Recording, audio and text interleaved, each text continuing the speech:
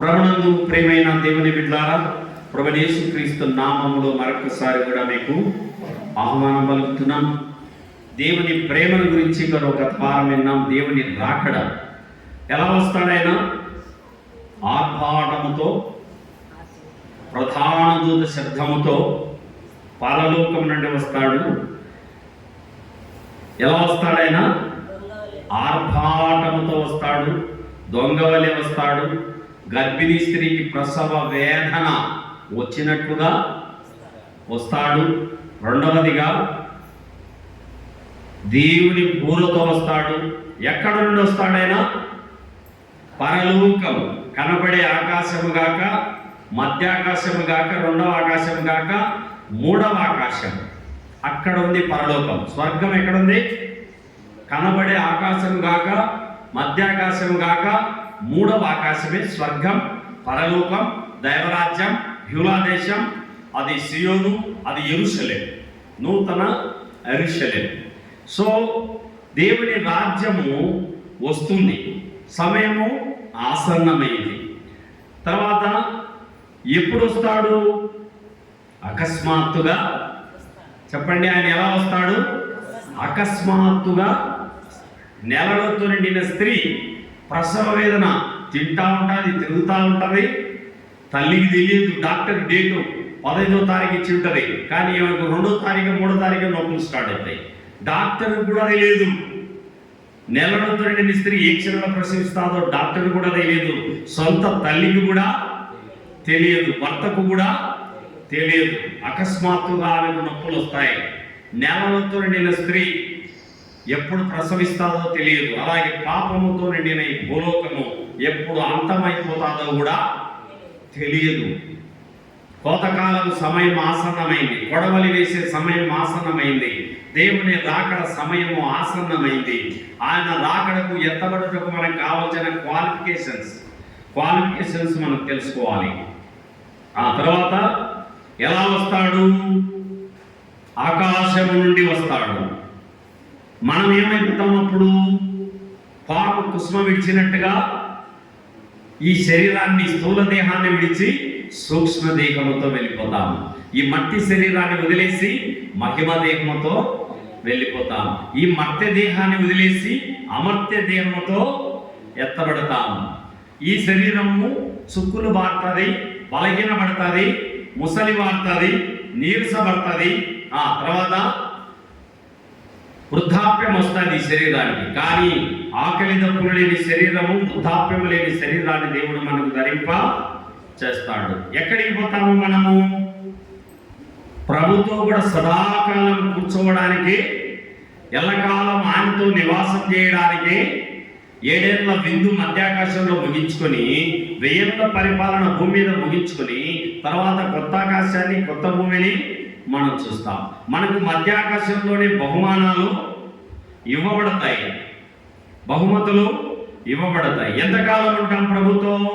సదాకాలం. ఎంతకాలం? లక్షల, కోట్ల, మిలియన్ల సంవత్సరాలు.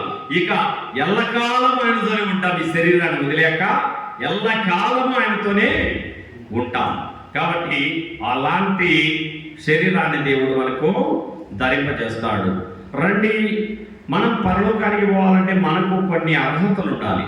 ఏముండాలి?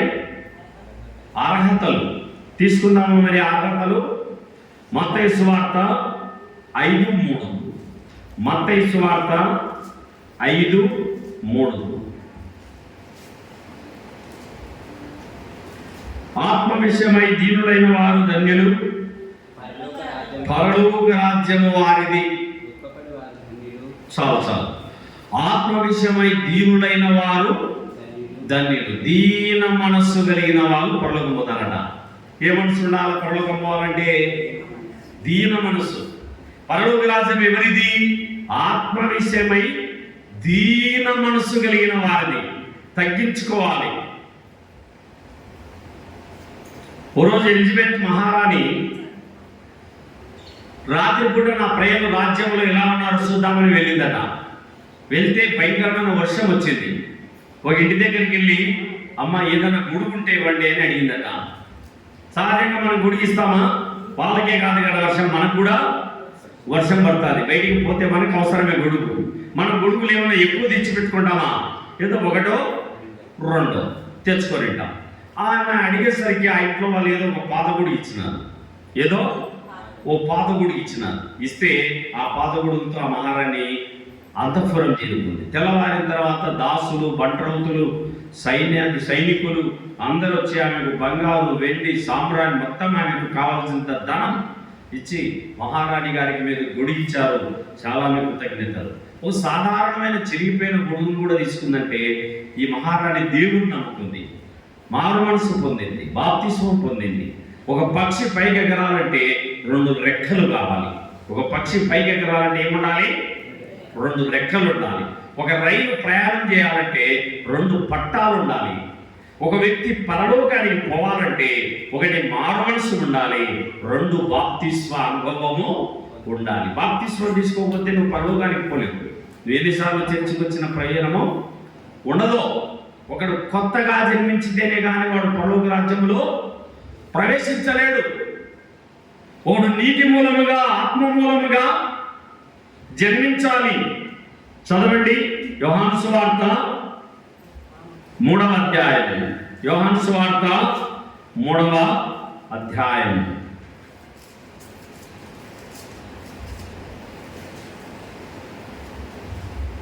3:3. అందుకు యేసు అతనితో, ఒకడు కొత్తగా జన్మించితేనే గాని అతడు దేవుని రాజ్యమును చూడలేడని మీతో నిశ్చయముగా చెప్పుచున్నాను. అందుకు నికోదేము, ముసలివారైన మనుషుడు ఎలాగూ జన్మింపగలడు? 2వ మారు తల్లి గర్భమందు ప్రవేశించి జన్మింపగలడా అని ఆయనను అడగగా, యేసు ప్రభువైన యేసు వారు ఇట్లనేడు, ఒకడు నీటి మూలముగాను ఆత్మ మూలముగాను జన్మించితేనే గాని దేవుని రాజ్యంలో ప్రవేశింపలేడని మీతో నిశ్చయముగా చెప్పుచున్నాను. శరీర మూలముగా జన్మించినది శరీరమును, ఆత్మ మూలముగా జన్మించినది ఆత్మయునై ఉన్నది. క్రొత్త జన్మ అనుభవము కావాలి. బాప్తిసం తీసుకోవాలంటే కులం అడ్డొచ్చింది కదా, బాప్తిసం తీసుకోవాలంటే మతం అడ్డొచ్చింది. బాప్తిసం తీసుకోవాలంటే ఇంకా పాప పనులు చేయాలి, ఇంకా తిరిగేటివి ఉన్నాయి, తినేటివి ఉన్నాయి, చేసేటివి ఉన్నాయి, ఇంకా చెడు పనులు చేయాలా, ఇంకా చెడు నడత నడవాలా, ఇంకా చేసే పనులు ఉన్నాయి. ఆగన్నా కొన్ని చేసే ముగించుకొని వస్తా అంటున్నాడు ఆయన. ఎన్నాళ్ళు తెలుసా నీకు? ఈరోజు పొద్దుగుకేలాగా నువ్వు నేను ఉంటామని గ్యారెంటీ చెప్పగలవా? నేను రేపు పొద్దున దాకా ఉండగలను గుండె మీద చేసుకుని చెప్పు. రేపు ఉదయం దాకా నేను బ్రతుకుతానని చెప్పలేదు. కారణం, నీకు నాకు గ్యారెంటీ లేదు. చావు ఖాయమా, సంసారం ఖాయమా? చావే. ఏ క్షణంలో మరణం తలుపు తట్టదో తెలియదు. మరణం తలుపు తట్టే లోపల నువ్వు మారు మనసు పొంది ఉండాలా, నువ్వు బాప్తిస్మం పొంది ఉండాలా, యేసు ప్రభు రక్తములో కడగబడిన అనుభవం కలిగి ఉండాలా. కెంపు వలే పాపమున్నా రక్తం వలే ఎరగునా, కెంపు వలే పాపమున్నా రక్తం వలే ఎరగునా, హిమము వలెను తెలుపుగదేయును, హిమము వలెను తెలుపుగదేయును పావన ప్రభు రక్తము, పావన ప్రభు రక్తము. కలువరి గిరి అందునా యేసు కరములు జాపెనుగా మనకై, కలువరి గిరి అందునా కలుషములన్నీ కడుగుకొనుము, కలుషములన్నీ కడుగుకొనుము ప్రభు యేసు రక్తములో, ప్రభు యేసు రక్తములో. కలువరి గిరి అందునా యేసు కదములు జాపెనుగా మనకై, కలువరి గిరి అందు సోదరా ఎన్నాళ్ళు, సోదరి ఎన్నేళ్ళు. ఇకనైనా దేవునికి దుఃఖాన్ని కలిగించే పాపపు అలవాట్లు, పాపపు బుద్ధులు, పాపపు ఆశలు చంపుకో. యేసు ప్రభు శిలువ రక్తములో వాటిని శుద్ధి చేసుకో. రాకడ సమయం ఆసన్నమైతా ఉంది. ఆత్మ విషయమై దీనులైన వారు ధన్యులు, పరలోక రాజ్యము వారిది. ఎవరిదండి వారిది పరలోకము? దీన మనస్సు కలిగిన వారు. దీన మనస్సు. ఓ రోజు విలియం కేరీ కలకత్తాలో దేవుని వాక్యం అందిస్తున్నాడు. ఒక మందిరాల్లో చెప్పడానికి అని వెళ్ళాడు. వెళ్ళిన తర్వాత ఆ సంఘ పెద్ద వడ్డీలకు దిగుతాడు. ఏం తెచ్చాడు సంఘ పెద్ద? డబ్బు వడ్డీలకు ఇస్తాడు. ఈ దైవజనులు ద్రవ్యం వడ్డీకి ఇవ్వకూడదని చెప్పి ఒక మాట చెప్పినాడు. చెప్పేసరికి ఆ సంఘ పెద్ద కూర్చుకుంది. ఏంద్రైనా ఏ వాక్యం చెప్పకూడదు, ఈ వాక్యమే చెప్తున్నాడు, బైబిల్లో ఉంది, నాకు కూడా తెలుసు, కానీ అది చూడకూడదు, వినకూడదు అనేది ఆయన మనస్తత్వం. వింటే పుచ్చుకుంటేనే కదా, అది పాపం కదా. వడ్డీ తీసుకోవడం పాపం. ఈ వ్యక్తి వడ్డీ తీసుకుంటా ఉన్నాడు. దైవజనుడు వడ్డీ తీసుకోకూడదని చెప్పినాడు. అందును బట్టి ఈయన కోపం సంఘ పెద్దకు. అనౌన్స్మెంట్ ఏం చేశారో తెలుసా? ఇప్పుడు చెప్పులు కుట్టే విలియం కేరీ గారు వచ్చి దేవుని వాక్యం చెప్తాడు. లోపల ఏముంది? కోపం ఉంది ఆయన మీద. సేవకుని మీద ఏం పెట్టుకొని ఉన్నాడు? కోపం. ఇప్పుడు చెప్పులు కుట్టే విలియం కేరీ గారు వచ్చి వాక్యం చెప్తాడు అన్నాడు. అప్పుడు విలియం కేరీ గారు వెళ్ళి అయ్యా అందరికి వందనాలు, నేను చెప్పులు కుట్టేవాడిని, అయితే పాత చెప్పులు కుట్టేవాడిని అయ్యా. అన్న చెప్పినట్టు నేను కొత్త చెప్పులు కుట్టేంత సామర్థ్యం నాకు లేదు. ఏదో పాత చెప్పులకు మేకులు కొట్టుకుంటా ఉంటాను. నేను సాధారణమైనటువంటి పాత చెప్పులకు మేకులు కొట్టుకునేవాడిని. ఇంకా తగ్గించుకున్నాడు ఆయన. ఏ మనసు అంటారు దీన్ని? దీన మనస్సు. నిన్నెవరైనా తగ్గించినారనుకో, థ్యాంక్ యూ బ్రదర్, ఎస్ నేను తక్కువ వాడిని, నేను తగ్గించుకోవాలి. తన్ను తాను తగ్గించుకున్నవాడు హెచ్చింపబడు, తన్ను తాను హెచ్చించుకున్నవాడు తగ్గింపబడదు. తన్ను తాను హెచ్చించుకున్నవాడు ఏమంటాడు? తగ్గింపబడతాడు. తను తాను తగ్గించుకునేవాడు హెచ్చింపబడతాడు. దేవాలయానికి ఇద్దరు వెళ్ళారు, మందిరానికి. ఒకడేమో పరిసయ్యుడు, మరొకరేమో సుంకరి. నేను పాపిని, దోషిని, అపరాధిని, ఆకాశం వైపు కన్నులెత్తుటకు నాకు ధైర్యం చాలదని తగ్గించుకుంటూ ప్రార్థన చేస్తున్నాడు. ఈ సుంకరి ఏం ప్రార్థన చేస్తున్నాడు? ఈ సుంకరి ఈ ప్రార్థన చేసినాడు. పరిసయ్యుడు ఏం చేశాడు? నేను వారానికి 2 సార్లు ఉపవాసం ఉంటా, ప్రధానివారం చర్చికి వెళ్తా, దశభాగం తీసిస్తా, నేను భక్తిగా ఉండా, నీకు తెలుసు కదా ప్రభా, నేను చాలా నీతిమంతుల్ని, నా అంత నీతిమంతుడు ఈ కమలాపురంలో కానీ, ఈ జిల్లాలో కానీ, ఈ రాష్ట్రంలో కానీ ఉండడు అని హెచ్చించుకున్నాడు. ఇద్దరి ప్రార్థనలు ఎవరు వినింటాడు? దేవుడు. సుంకరి ప్రార్థన విన్నాడు, ఆ యొక్క పరిచయని ప్రార్థన వినలే. హెచ్చించుకొని చేసే ప్రార్థనలు దేవుడు వినడు. దేవుని సమీపించినప్పుడు ధూళి వంటి వారిని ప్రభా. అబ్రాము లోతు సొదొమను నాశనం చేయడానికి దేవదూతలు వచ్చారు. సొదొమను నాశనం చేయడానికి వచ్చినప్పుడు అబ్రాము ధూళినైన నేను, బూడిదనైన నేను, అయ్యా ఒక్కసారి అడుగుతున్నా, అక్కడ 80 మంది ఉంటే రక్షిస్తావా అంటున్నాడు. కాపాడుతాను, ఆ 80 నీతిమంతులు ఉంటే అన్నాడు. అక్కడ 45 మంది ఉంటే కాపాడుతావా, 40 మంది ఉంటే కాపాడుతావా, 30 మంది ఉంటే కాపాడుతావా, 20 మంది ఉంటే కాపాడుతావా? ఈ ఒక్కసారి దీన మనసు కలిగిన అన్నయ్య, బూడిద వంటి వాని దేవుడా, ఒక్కసారి అడుగుతున్నా, 10 మంది ఉంటే కాపాడుతావా అడుగుతున్నాడు. బూడిదనైన నన్ను, ధూళినైన నన్ను. అబ్రాహాము తిరుగులేని రాజండి, తను తాను బూడిదగా ధూళిగా పోల్చుకుంటా ఉన్నాడు. యోబు రాజు నేను నీచుడను, పురుగు వంటి వాడను అన్నాడు. దావీదు రాజు చచ్చిన కుక్క వంటి వాడిని నేను దేవుని దగ్గర తగ్గించుకుంటా ఉన్నాడు. మెఫీబోషెతు చచ్చిన కుక్క వంటి వాడనైన నేను ఇంతగా హెచ్చించుటకు ఏమాత్రపు వాడనంటున్నాడు. తగ్గించుకున్న వాళ్ళు దేవుని సన్నిధిలో ఆనందించగలుగుతారు. తగ్గింపు అనేది చాలా. ఇప్పుడు కేజీలు వచ్చినాయి గర్భాలు జనాలకు. ఏమొచ్చినాయి చెప్పండి? కేజీలు గర్వం ఎక్కువైపోతా ఉంది.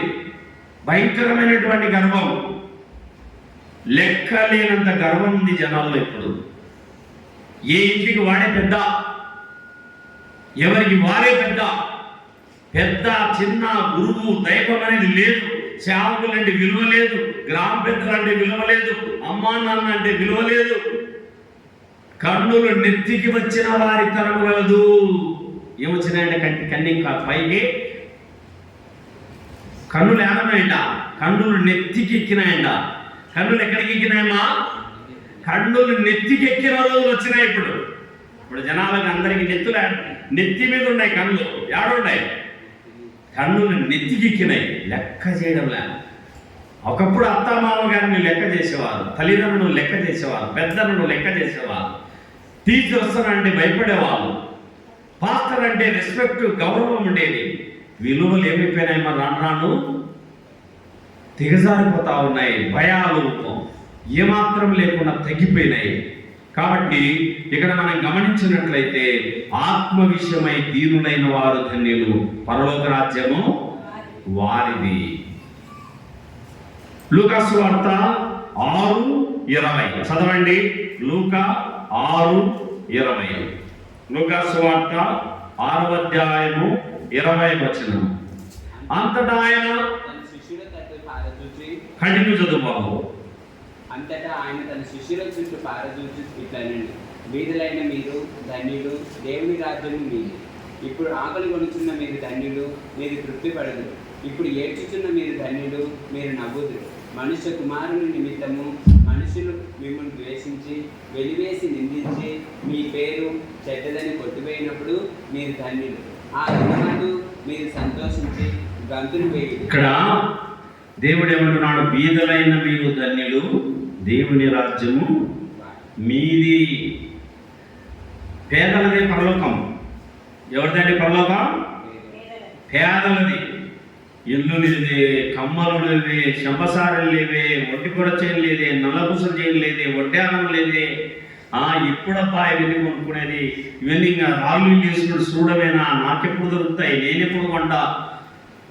నువ్వు పేదరాలివి కావచ్చు ఇక్కడ భూలోకంలో, కానీ పరలోకంలో నువ్వు ధనవంతురాలివి. అయ్యా నువ్వు పేదవాడి కావచ్చు భూలోకంలో, కానీ పరలోకంలో నువ్వు చాలా గొప్ప ధనవంతుడివి.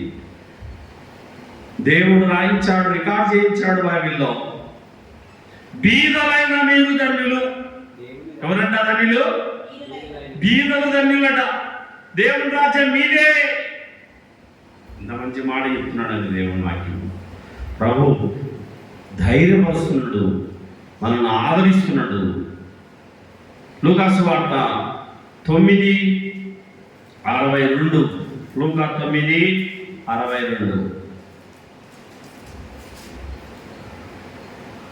యేసు నాగటి మీద చెయ్యి పెట్టి వెనకతట్టు చూచువాడు దేవుని రాజ్యమునకు పాత్రుడు కాడని వారితో.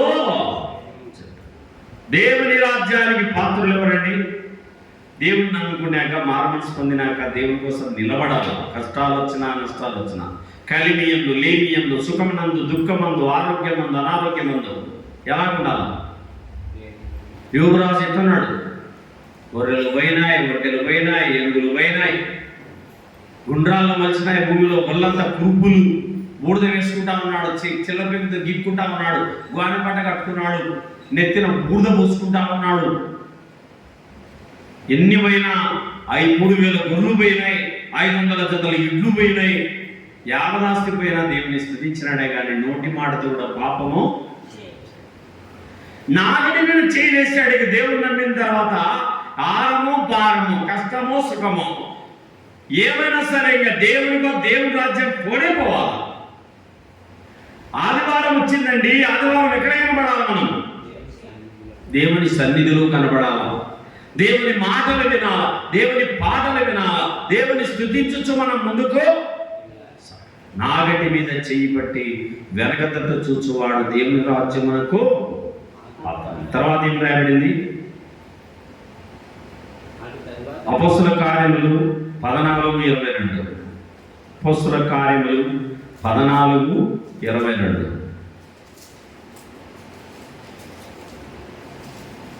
22 అయ్యా బాబు. తర్వాత అతన్ని తొలగించి 22 14 అపోస్తల కార్యములు 22 శిష్యుల మనసులను దృఢపరచి విశ్వాసమును నిలకడగా ఉండవలనని అనేక శ్రమలు అనుభవించి మనం దేవుని రాజ్యములో ప్రవేశించవలనని వారిని హెచ్చరించిరి. పరలోకం వారిని ఏం కావాలి? శ్రమలు, అనేక శ్రమలు పడాలా. బైబిల్ పట్టుకుంటే మంచోళ్ళు అంటారా ప్రజలు? వాడు పతివ్రత అయినాడులే, పెద్ద పతివ్రత అయినాడు, ఆదివారం వచ్చేసరికి చర్చికి పోతాడు, మంచి భక్తుడైనాడు అని ఏలని చేస్తారు. దాన్ని ఏం చేయాలి? తట్టుకోవాలా. ఏం చేయాలమ్మా? తట్టుకోవాలా. దానికి కిరీటం వస్తుంది దేవుని రాజ్యంలో, దేవుని సన్నిధిలో, పరలోకంలో బహుమానం బలంగా ఉంటుంది. నా నిమిత్తం జనులు మిమ్మల్ని నిందించి హింసించి అబద్ధముగా చెడ్డ మాటలలా పలుకున్నప్పుడు మీరు ధన్యులు, సంతోషించి ఆనందించుడి, మీ పరలోకంలో మీ ఫలము అధికమవుతుంది. పరలోకంలో మన ఫలం ఏమవుతుంది? ఇంకొక బహుమానం పెరుగుతుంది. తిట్టు తిట్టించుకున్నామని పడుతున్నా, అబ్బా థ్యాంక్స్ అన్న తిట్టినందుకు, నాకు ఒక బహుమానం పరలోకంలో వచ్చేసింది అనాలా అంటారా? తిట్టుకు తిట్టు, మాటకు మాట, దెబ్బకు దెబ్బ అంటారా? కంటికి కన్ను, పంటికి పన్ను, వాతకు వాత, దెబ్బకు దెబ్బ ఇట్లా అంటారా? లేకుంటే తిడితే పడిపోతారా? తిడితే పడిపోవాలన్నా, తిట్టుకు తిట్టు తిట్టాలన్నా? ఆమెను లేపండి అమ్మా, కొంచెం లేపండి, నిదానంగా లేపండి, కింద పడుతుంది.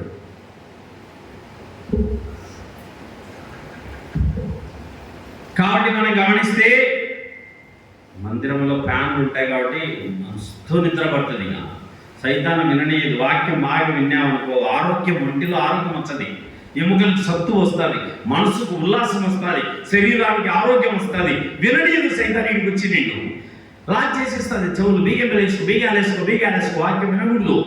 వీటే నీకు ఆరోగ్యం రాదు, వీటే నీకు ఆ సంతోషం దొరకదు, వీటే నీకు దీవెనలు వచ్చాయి, వీటే పరలోకం వచ్చాది. వినకో, దేవుని వాక్యం విననీయదు. కాబట్టి చాలా జాగ్రత్తగా ఉండాలి. ఇక్కడికి వచ్చినాక సాధారణ మనం మొత్తానే ఉంటాడు. ఏం లేదు, దేవుని బిడ్డ వెళ్ళ పడుకో, దేవుని బిడ్డ వెళ్ళి పడుకొని నిద్ర ఉంచుతుంది. గిచ్చుకోవాలా, ఫినిష్ తీసుకొని పుచ్చుకోవాలా, రక్తం వచ్చేటట్టు పుచ్చుకోవాలా, ఇక్కడ ఎంట్రుకలు పట్టుకొని లాక్కోవాలా. దేవుని వాక్యాన్ని అంతగానో ఇష్టపడాలా. మందిరంలో ఎట్లా ఉండాలా? ఇక్కడ దేవుడు ఏం చెప్తున్నాడు? శిష్యుల మనసులను దృఢపరిచి విశ్వాసముందు నిలకడ అంటే సురేష్, నిలకడ అంటే స్థిరంగా నిలకడగా ఉండడం అంటే ఏమైనా కానీ లేక సావో లేవో, దేవుని వదిలేది లేదు, దేవుని పాదాలు వదిలేది లేదు అన్నట్టుగా దేవుని కోసం నువ్వు నిలబడాలా. విశ్వాసముందు నిలకడగా ఉండవలన నీవు అనేక శ్రమలను అనుభవించి దేవుని రాజ్యంలో ప్రవేశించాలి. దేవుని రాజ్యంలో ఎట్లా ప్రవేశించాలి? అనేక శ్రమలు. నువ్వు తిట్టకపోయినా తిట్టినా అంటారు, నువ్వు మాట్లాడకపోయినా మాట్లాడినా అంటారు, నువ్వు అనకపోయినా అన్నామంటారు. ఇవన్నీ నిందలు వస్తాయి. బైబిల్లో దేవుడు వేల సంవత్సరాల కింద ఇది రికార్డ్ చేసి పెట్టినాడు. నిన్ను నిందిస్తారు, నిన్ను తప్పుగా మాట్లాడతారు, ఆయన బాధపడద్దు అంటున్నాడు దేవుడు. నా నిమిత్తం నిన్ను నిందించి హింసించి అబద్ధముగా చెడ్డ మాటలు పలుకున్నప్పుడు మీరు ధన్యులు, పరలోక రాజ్యం మీది, పరలోకంలో మీ ఫలం అధికము అవుతుంది. దేవుని రాజ్యంలో బహుమానం సంపాదించుకుంటావు. ఇప్పుడు ఏం రాయబడింది దేవుని వాక్యంలో? శ్రమలు అనుభవించాలి. తెస్సలోనికీయులకు రాసిన మొదటి పత్రిక, పౌలు తెస్సలోనికీయులకు రాసిన మొదటి పత్రిక 1వ అధ్యాయం. పౌలు, దైవజనుడైన పౌలు తెస్సలోనికీయులకు రాసిన మొదటి పత్రిక 1వ అధ్యాయము 5వ వచనము.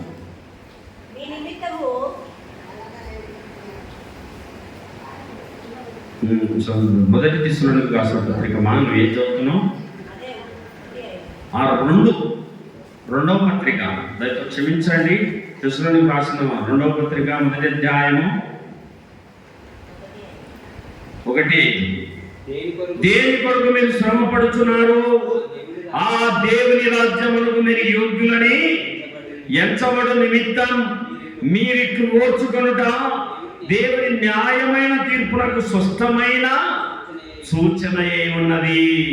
ప్రభు అయిన యేసు తన ప్రభావమును కనబరుచు దూతలతో కూడా పరలోకము నుండి అగ్ని జ్వాలలలో ప్రత్యక్షమై దేవుని ఎరగని వారికి, మన ప్రభు అయిన యేసు సువార్తకు లోబడిన వారికి ప్రతిదండన చేయనప్పుడు మిమ్మును శ్రమపరచు వారికి శ్రమయు, శ్రమ పొందుచున్న మీకు మాతో కూడా విశ్రాంతియు అనుగ్రహించుట దేవునికి న్యాయమే.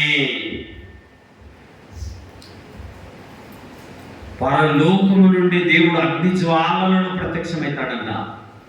అగ్ని జ్వాలలను ప్రత్యక్షమైనప్పుడు దేవుని ఎరిగిన వారేమో నరకానికి, దేవుని ఎరిగిన వారేమో విశ్రాంతిలోనికి, ఆనందరాజ్యంలోనికి ప్రవేశిస్తారు. నువ్వు ఎత్తబడే సంఘంలో ఉన్నావా, విడవబడే సంఘంలో ఉన్నావా? నీ పిల్లలు ఎక్కడుంటారు? యేసుప్రభు రేపు వచ్చినాడు అనుకో, లేకుంటే ఒక వారం తర్వాత, లేకుంటే ఒక నెల తర్వాత, లేకుంటే ఒక సంవత్సరం తర్వాత వచ్చినాడు అనుకో, ఎక్కడుంటారు నీ పిల్లలు? చెప్పగలవా? నా పిల్లలు నాతో కూడా పరలోకంలో ఉంటారని చెప్పగలవా? చెప్పలేదు. ఎందుకు? నువ్వు మాత్రమే దేవుని బిడ్డవు. వాళ్ళు ఎక్కడ, ఎవరి బిడ్డలు వాళ్ళు? రేపు సాధారణ అడ్డం పోతుంది. ఏం ప్రభా, వీళ్ళు ఏ రోజున మందిరానికి వచ్చినారా? వాళ్ళు ఎప్పుడన్నా మారుమనసు పొందినారా? వాళ్ళు బాధ్యం తీసుకున్నారా? వాళ్ళు సారా తాగమంటే తాగినారు, సిగరెట్ తాగమంటే తాగినారు, వీడి తాగమంటే తాగినారు, ఆకేసుకోమంటే వేసుకున్నారు, కొట్లాడమంటే కొట్లాడినారు. నా మాట వింటున్నారు కాబట్టి వాళ్ళు నా బిడ్డలు. నేనుండే నరకానికి నేను వారిని తీసుకునే పోతా. సాధారణ ఒప్పుకోడు. నీ పిల్లలందరూ నరకంలో, నువ్వు మాత్రమే పరలోకంలో. ఏడింటారు నాయన వాళ్ళు, ఏడవింటారమ్మా వాళ్ళు అంటవా? నెమ్మదిగా అర్థం చేయించు. ఆకాశం ఒకటే, భూమి ఒకటే, సూర్యుడు ఒక్కడే, చంద్రుడు ఒక్కడే, గాలి ఒకటే, నీరు ఒకటే, దేవుడు ఒక్కడే. There is one God and one mediator, God and man, the man Christ Jesus. ఆయనే మన ప్రభు అయిన యేసుక్రీస్తు. చెప్పు, భజమాలకు గడ్డం పట్టుకో. వాళ్ళ పాదాలలో ఏం చేయలేవు. వాళ్ళు నరకములోను పరలోకంలో, వాళ్ళ అగ్నిగుండంలో, నువ్వు దైవరాజ్యంలో. వాళ్ళు వెళ్ళంతరికే నువ్వు కన్నీళ్ళు విచ్చాల. భూలోకంలో ఇప్పుడు నువ్వు అవకాశం ఉంది వాళ్ళకి చెప్పడానికి, సువార్త చెప్పడానికి. వాళ్ళని అగ్నిగుణం దాటించడానికి ఇప్పుడు నీకు అవకాశం ఉంది. నాయన వినరా నా మాట, తమ్ముడు విను, చెల్లెమ్మ విను, అక్క విను, పిన్ని విను, మామ విను, కోడల విను, కొడుకు విను చెప్పడానికి ఇప్పుడు నీకు ఇక్కడ అవకాశం ఉంది. కానీ వాళ్ళు దేవుని రాకడ వచ్చే లోపలే నువ్వు చెప్పగలగాల. వాళ్ళకు స్వార్థ ఎత్తి వాళ్ళని బతిమాలి భంగపోయి మందిరానికి తీసుకురాగలగాల. వాళ్ళని ప్రేమించి, వాళ్ళని దీనంగా తగ్గించుకో. వీళ్ళాడింటారు నా మాట అని అనుకోవద్దు. చెప్పు, కూర్చోబెట్టు. నాయనా, యేసుప్రభు ప్రేమ నన్ను బలవంత పెడతా ఉంది, దేవుడు నాతో మాట్లాడుతున్నాడు, నీకు చెప్పమని 2 మాటలు చెప్తా విను, స్వార్థ చెప్తాను విను. యేసుప్రభు త్వరలో రాబోతున్నాడు. 2000 సంవత్సరాల కిందట ఆయన మన కోసం సిలువలో ప్రాణం పెట్టాడు. ఆయన మన కోసం తన రక్తాన్ని కార్చినాడు. ఆ రక్తంలో కడగబడాలి. ఆయన బిడ్డగా నీవు మార్చబడాలి. పాత సిల్వర్ సామాన్ ఇస్తే కొత్త సిల్వర్ సామాన్ వస్తుంది. 2 పాత బిందెలు ఇస్తే ఒక కొత్త బిందె వస్తుంది. చెడిపోయిన నీ హృదయం దేవుడికి ఇస్తే అది నూతన హృదయముగా దేవుడు చేస్తాడు అని చెప్పగలవా? చెప్పలేవా? పోనీ 2 దారులు ఉన్నాయని చెప్పు. ఒకటి పరలోకం పైన ఉంది, కనబడే ఆకాశం కాక, మధ్య ఆకాశం కాక, 3వ ఆకాశంలో ప్రభు ఉన్నాడు, పరలోకం ఉంది. కింద పాతాళ, భూమి కింద పాతాళం ఉంది, యమలోకం ఉంది, నరకగుండం ఉంది. కింద నరకం తప్పించుకోవాలంటే ప్రభు యేసు చెప్పాను, నేనే మార్గమును, సత్యమును, జీవమును. I'm the way and truth and the life. నేనే మార్గమును, సత్యమును, జీవమును అని ప్రభు యేసుక్రీస్తు వారు చెబుతా ఉన్నాడు. పరలోకానికి ఏకైక దారి ప్రభు యేసుక్రీస్తు వారు. మార్గం, సత్యం, జీవం ఆయనే. నువ్వు ఎరిగావు, నువ్వు దేవుని బిడ్డగా మార్చబడ్డావు, పరలోకానికి రెడీగా ఉన్నావు. అయితే నీ ఇంటి వారు ఎక్కడ? నీ రక్త సంబంధికులు ఎక్కడ? నీ తోడికోడళ్ళు ఎక్కడ? నీ అన్నదమ్ములు ఎక్కడ? వాళ్ళు ఏం చేస్తున్నారు? తాగి పడిపోతున్నారా? ప్రేమ లేదా? వ్యర్థమైన వాటిని ఆరాధిస్తున్నారా? నిజ దేవుణ్ణి వాళ్ళు తెలుసుకోలేకపోయారో తెలియవచ్చు. పరలోకానికి ఏకైక మార్గం ప్రభువైన యేసుక్రీస్తు వారిని సులువు స్వార్థను ప్రకటించు. 2000 సంవత్సరాల కిందట దేవుడు మానవుడై సృష్టికర్త రక్షణకర్త అయి పరలోకాన్ని విడిచి భూలోకానికి వచ్చాడు. మన పాపాల కోసం శిలువనెక్కాడు. తన రక్తాన్ని దారుణంగా చిందించాడు. ఆ రక్తములో కడగబడాలి, నేను కడగబడాలి, కడగబడితేనే దేవుని రాజ్యం ఉందని సువార్తను ప్రకటించు. ఒకడు కొత్తగా జన్మించితేనే కానీ వాడు దేవుని రాజ్యంలో ప్రవేశింపలేదని మీతో నిశ్చయముగా చెప్పుచున్నా. కొత్త జన్మ అనుభవం కావాలి, కొత్త జన్మ అనుభవం కావాలి, నూతన జన్మ అనుభవం కావాలి. యేసు ప్రభు శిలువ రక్తం చిందించిన ఆ రక్తములో నీ కుటుంబం అంతా శుద్ధి చేయబడాలి. ఎంతమంది ఇష్టపడుతున్నారు? నా బంధువులందరూ పరలోకానికి రావాలని ఎంతమంది ఇష్టపడుతున్నారు ఇక్కడ? సో అందరు ఇష్టపడుతున్నారు. మరి వారి కోసం ఏం చేయాలి? 1 ప్రార్థన చేయి, 2 ప్రయత్నం చేయి, 3 ప్రయాసపడు, 4 ప్రకటించు సువార్తను. ప్రార్థన, ప్రకటన, ప్రయాస. ప్రయాస అంటే వాళ్ళ కానుక వేయడం తెలియదు. ఇదోనని 10 రూపాయలు కానుక వేయడం, 10 రూపాయలు ఇచ్చేసి వాళ్ళ ఇంటికి బట్టలు వేసుకుని కాళ్ళకు చెప్పులేసి ఉపాదం చర్చికి పోదామని ఒక ఆత్మను అగ్నిగుండంని దాటించు. ఒక ఆత్మను నరకములో నుంచి బయటికి తీసుకురా. ప్రతి ఒక్కరు చేయాలి పని. నేను, నీవు, మన ప్రతి ఒక్కరి కోసం కన్నీళ్లు విడవాలి. దేవుని అడిగేది దేవుని సముఖంలో నుంచి వారిని పరలోకానికి సిద్ధపరచవలసిన బాధ్యత మనందరిపైన. సువార్తకు లోబడలేదా? దేవుడు అంటున్నాడు ఇక్కడ మనం గమనిస్తే, పరలోకము నుండి అగ్ని జ్వాలలలో దేవుడు ప్రత్యక్షమై దేవుని ఎరగని వారికి, మన ప్రభువైన యేసు సువార్తకు లోబడని వారికి ప్రతిదండన చేయదు. ఏం చేస్తాడు? ప్రతిదండన. ఏమైనా నాడు సువార్త వచ్చి నా సేవకుడు, నా బిడ్డలు వచ్చి నీకు చెప్తే నీకు ఎక్కకపోయా కదా. యేసు ప్రభు అమెరికా దేవుడు అంటావు, ఇంగ్లీష్ వాళ్ళ దేవుడు అంటే ఒక ఆయన ఉంటున్నాడు. అమెరికా దేవుడు అంట. బైబిల్ దేవుని వాక్యం చెప్తుంది, Jesus Christ is Lord of all. Yesu Kristu అందరికి ప్రభువు. Jesus Christ the King of Kings and Lord of Lords, the King of glory. ఆయన మహిమగల దేవుడై ఉన్నాడు. ఆ సత్యాన్ని నువ్వు లోతుగా తెలుసుకోవాలి. ఆ సత్యాన్ని నువ్వు ఏమాత్రం వ్యామారకూడదు, మర్చిపోకూడదు అన్న విషయాన్ని ఈ సమయంలో ఉన్న దేవుని ప్రియులందరికీ మీకు మనవి చేస్తున్నాను. కాబట్టి సువార్తకు లోబడిన వారికి ఏముంది? ప్రతిదండన. చెప్పడం నీ పని. ఆహారమైన నీటి మీద ఆహారం చల్లు, అదొక దినాన తేల్తాది. సువార్త కరపత్రికలు ఇచ్చి చూడు, ప్రకటించి చూడు, ప్రార్థన చేద్దాం, ప్రకటిద్దాం, కరపత్రికలు పంచుదాం, మందిరానికి రమ్మని పిలుద్దాం. ఆరని అగ్నిగుండం తప్పించుకో, శిలువలో కార్చిన రక్తం ద్వారా కడగబడు, పాపినని ఒప్పుకో, పరిశుద్ధినిగా మార్చబడు అని ఆహ్వానం పలుకుదాం. యేసు ప్రభు ప్రేమ దగ్గరికి వారిని ఆహ్వానించుదాము. యాకోబు గ్రంథము 2వ అధ్యాయము 5వ వచనం. యాకోబు గ్రంథము 2:5. యాకోబు 2:5. నా ప్రియ సహోదరులారా ఆలకించుడి, ఈ లోక విషయములో దరిద్రులైన వారిని విశ్వాసమందు భాగ్యవంతులుగాను, తాను ప్రేమించు వారికి తాను వాగ్దానం చేసిన రాజ్యమునకు వారసులుగాను ఉండుటకు దేవుడు ఏర్పరచుకొనలేదా? ఎందుకండి ఈ లోకంలో నేను పేదవాళ్ళని బాధపడతావు? దేవుడు నిన్నే ఏర్పాటు చేసుకున్నాడు, నన్నే ఏర్పాటు చేసుకున్నాడు. మధ్యతరగతిలో ఉన్నాం, సాధారణ జీవితం బ్రతుకుతున్న మనకి దేవుడు పరలోకానికి వారసులను చేశాడు. విశ్వాసమందు భాగ్యవంతులను చేశాడు. భాగ్యవంతులంటే శ్రీమంతులండి, ధనవంతులు, గొప్పవారు. పరలోకానికి వారసురాలి, బంగారు వీధుల్లో నడుస్తావు. పరలోక పట్టణము 12 గుమ్మములు, పరలోక పట్టణము 12 గుమ్మములు, నా కొరకే కట్టితివా నా తండ్రి యేసయ్యా, నా కొరకే కట్టితివా నా తండ్రి యేసయ్యా. పరలోక పట్టణము 12 గుమ్మములు నా కొరకే కట్టితివా నా తండ్రి యేసయ్యా.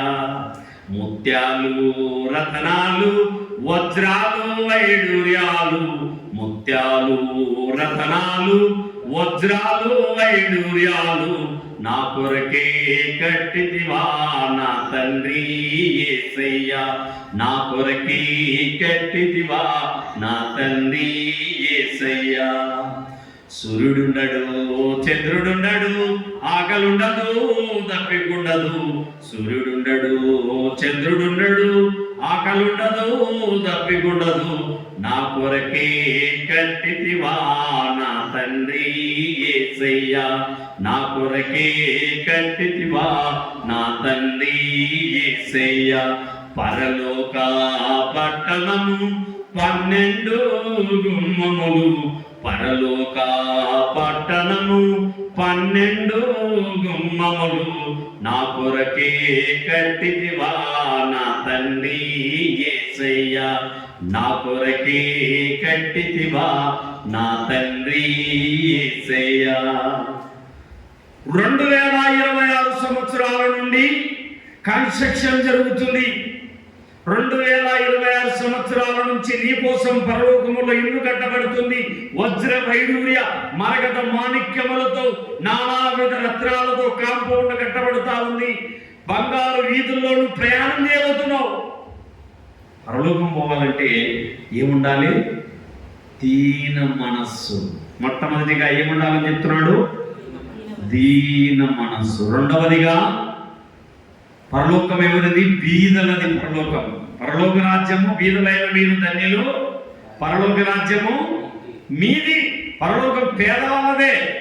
ధనవంతుడు ఇచ్చలవిడిగా తిరుగుతాడు, ఇష్టానుసారంగా తిరుగుతాడు, కంటికి నచ్చినట్టుగా తిరుగుతాడు, లగ్జరీ కార్లలో తిరుగుతాడు.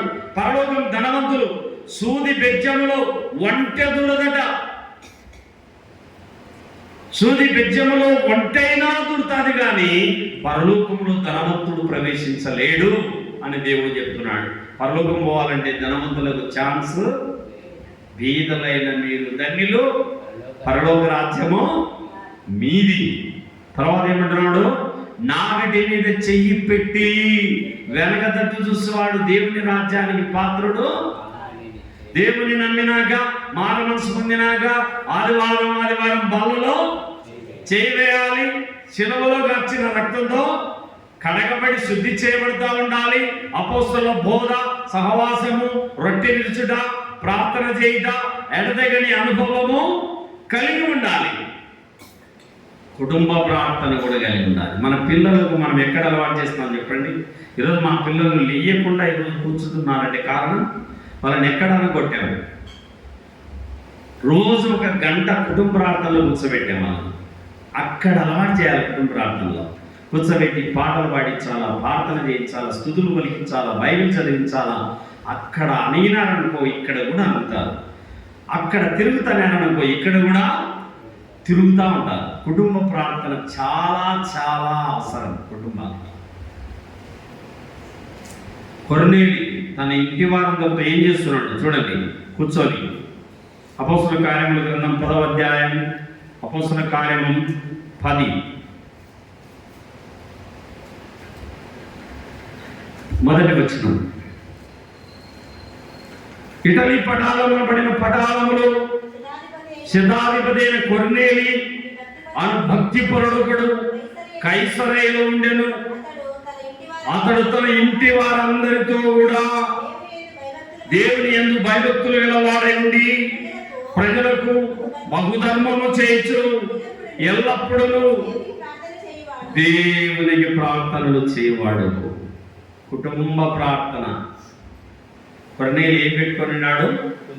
ఇంట్లో పొద్దునే లేచని అందరూ కూర్చోవాలా, ఒక పాట పాడుకోవాలా, స్తుతులు చెల్లించాలా, 100 స్తుతులు, ఒక అధ్యాయం చదువుకోవాలా. రాత్రి ఏ జామైనా సరే బైబిల్ చదువుకొనే పడుకోవాలా.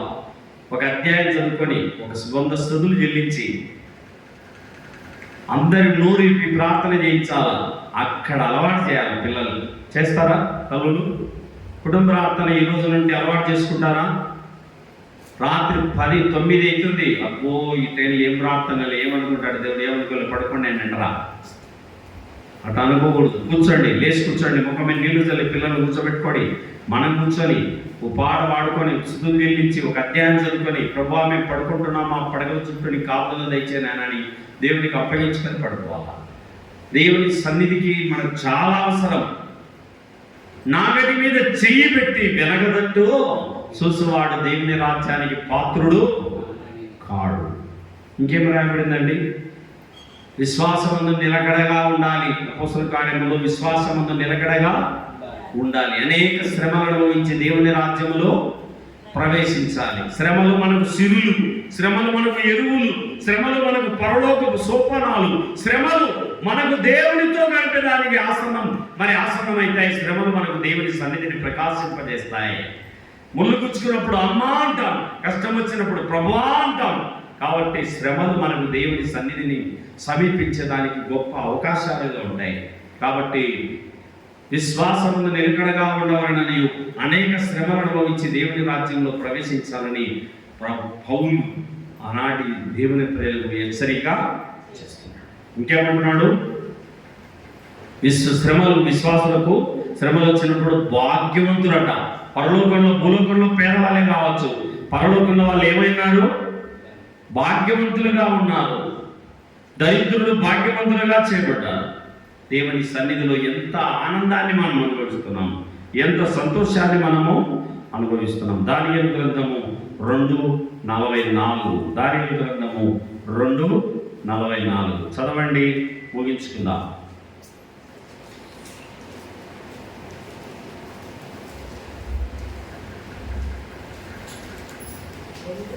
ఆ రాజుల 2:44 ఆ రాజుల కాలములలో పరలోకమందుల దేవుడు ఒక రాజ్యము స్థాపించును, దానికెన్నటికి నాశనము కలగదు.